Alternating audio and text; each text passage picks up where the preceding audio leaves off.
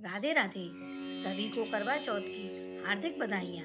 चौथ माता सभी माताओं बहनों को अमर सुहाग का आशीर्वाद दे। करवा चौथ का व्रत पति की लंबी आयु और सुखी दाम्पत्य जीवन के लिए किया जाता है। इस दिन सभी सुहागिन महिलाएं निर्जल व्रत रखकर शाम के समय चंद्रोदय होने के बाद चंद्रमा के दर्शन करके व्रत का समापन करती हैं। यह व्रत बहुत कठिन होता है, इसलिए हमारे सनातन में महिलाओं को देवी का स्थान दिया गया है। सनातन धर्म में सुहागिनों द्वारा रखी जाने वाला करवा चौथ का व्रत बेहद महत्वपूर्ण माना जाता है। करवा चौथ का व्रत कार्तिक मास के कृष्ण पक्ष की चतुर्थी तिथि को पड़ता है। इस साल 2024 में करवा चौथ का व्रत 20 अक्टूबर रविवार को रखा जाएगा। चतुर्थी तिथि का प्रारंभ 20 अक्टूबर को रविवार के दिन सुबह 6:46 पर होगा और चतुर्थी तिथि की समाप्ति 21 अक्टूबर सोमवार के दिन सुबह 4:46 पर होगी।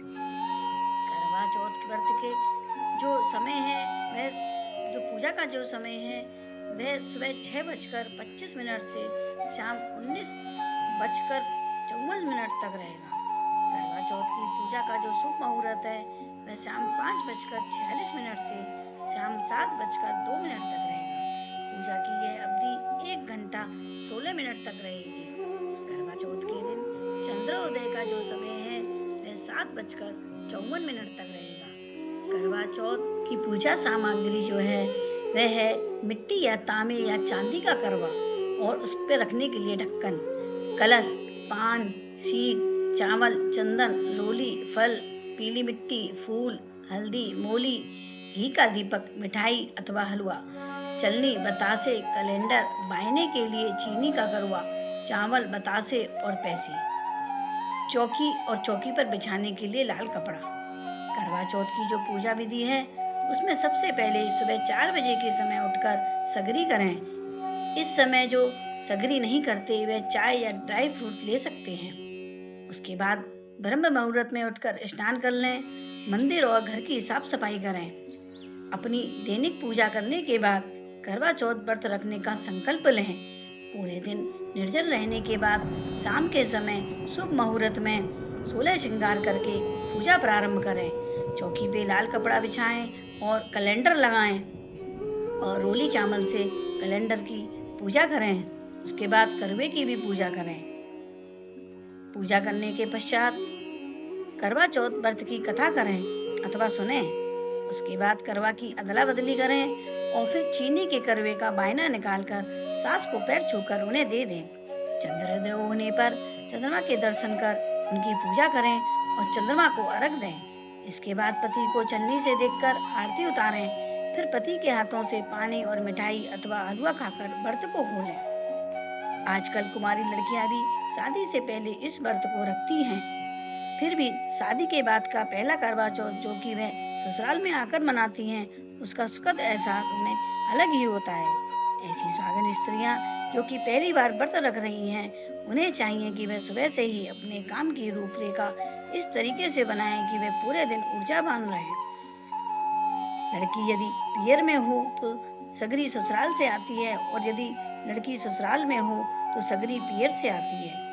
पहले सगरी में 5 मेवे, 5 फल, 5 स्वाल अथवा मटरी होते थे, परंतु आज इनका स्थान परांठे अथवा नाना प्रकार के व्यंजनों ने ले लिया है। जिनकी पहली करवा चौथ है उनके लिए पूजन सामग्री में जो पूजन सामग्री मैंने ऊपर बताई है वह तो लेनी ही है। इसके अतिरिक्त 14 बर्तन, मटरी, स्वाल, सगरी, सास की साड़ी, बायने का सामान, फल तथा मिठाई भी होती है।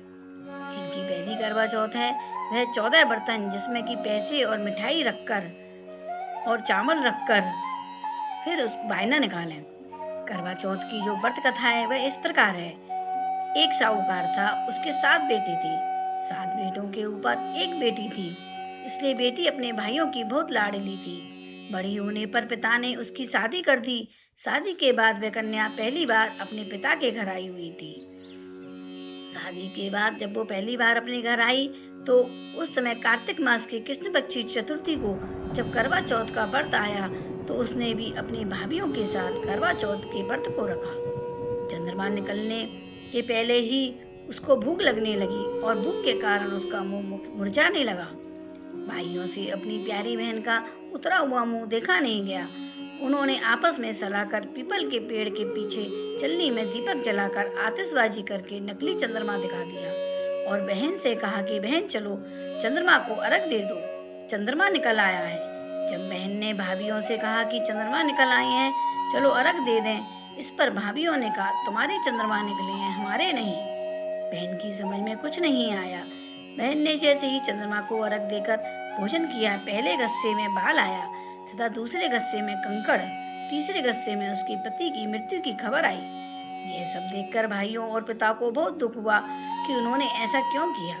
उस समय इंद्र की पत्नी इंद्राणी जो भूलोक पर भ्रमण करने आई हुई थी, उन्हें कन्या का यह दुख देखा नहीं गया।